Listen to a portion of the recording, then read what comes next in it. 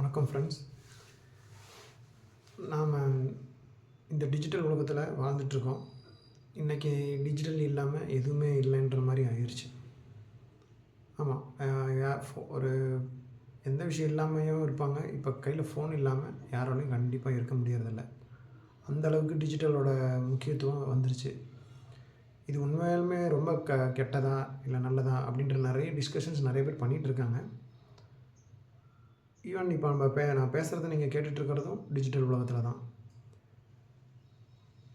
இது நல்லதா கெட்டதாங்கிறத நம்ம ஆலோசிக்கிறத விட்டுட்டு ஃபஸ்ட்டு இதை எப்படி நம்ம யூஸ் பண்ணிகிட்ருக்கோங்கிறத ஒரு தடவை திங்க் பண்ணணும். இதை ஏன் இந்த இடத்துல சொல்லணும் அப்படின்னா, இதுக்கு முன்னாடி நான் சொன்ன மாதிரி நம்ம டைமை ஸ்பெண்ட் பண்ணுறது பணம் சம்பாதிக்கிறதுக்காக ஓடுறோம், நிம்மதி இல்லைன்னு சொல்கிறோம்.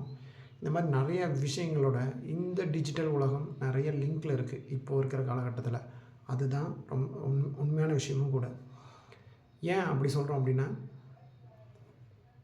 இந்த டிஜிட்டலில் ஒரு ஃபோனாக இருக்கட்டும் இல்லை டிவியாக இருக்கட்டும், நம்மளுடைய முழு கவனத்தையும் அது எடுத்துக்குது.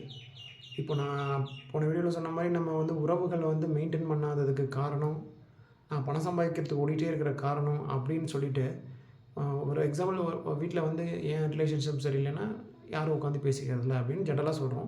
கேட்டால் நேரம் இல்லைன்ற ஒரு காரணத்தை நம்ம எல்லாருமே சொல்லிகிட்ருக்கோம்.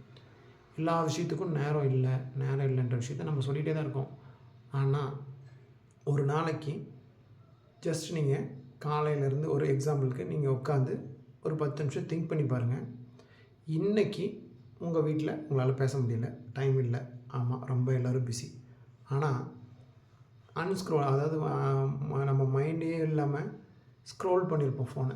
எவ்வளோ நேரம் எந்தெந்த வீடியோஸை நம்மளுடைய நினைவே இல்லாமல் கண்டினியூவாக ஸ்க்ரோல் பண்ணி பார்த்தோம் அப்படின்னு நீங்கள் ஒரு 2 நிமிஷம் உட்காந்து திங்க் பண்ணி அந்த டைமை கால்குலேட் பண்ணி பார்த்தீங்கன்னா, ஒரு மிகப்பெரிய என்ன சொல்கிறது, அவ்வளோ டைமை நம்ம அதில் ஸ்பெண்ட் பண்ணியிருப்போம்.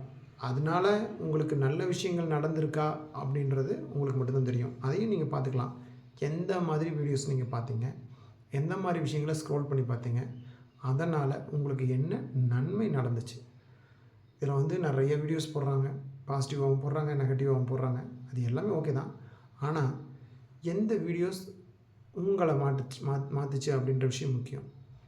இப்போது ஆனால் வீடியோ பார்க்குறது தப்புன்னு நான் சொல்லலை, நியூஸை நீங்கள் கேதர் பண்ணுறது தப்புன்னு சொல்லலை. ஆனால் அது உங்களுக்கு யூஸ்ஃபுல்லாக இருந்துச்சா அப்படின்றது முதல் விஷயம். ரெண்டாவது, அது உங்கள் மனநிலைமையை எந்த அளவுக்கு பாதிக்குது அப்படின்றது ரொம்ப ரொம்ப முக்கியம்.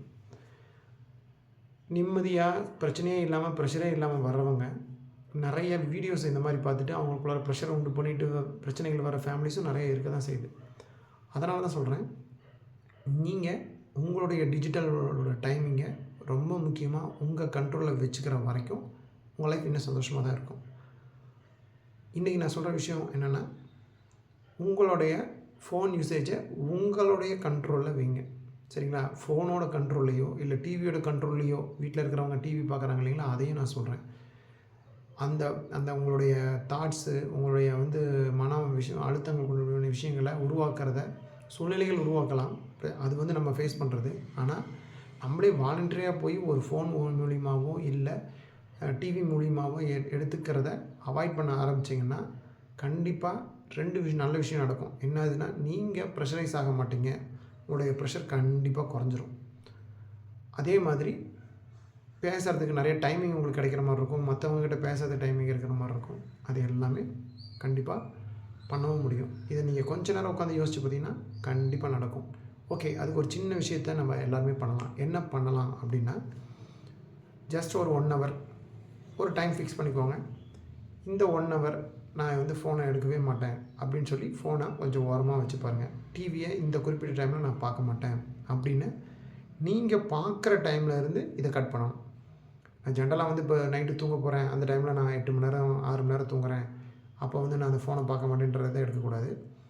இப்போ நீங்கள் யூஸ் பண்ணிகிட்டு இருக்கிற டைமிங்கில் ஒரு 1 ஹவர் இதை நான் தொட மாட்டேன் அப்படின்னு ஒரு விஷயத்தை நீங்கள் திங்க் பண்ணிவிட்டு அதை இம்ப்ளிமெண்ட் பண்ணி பாருங்கள்.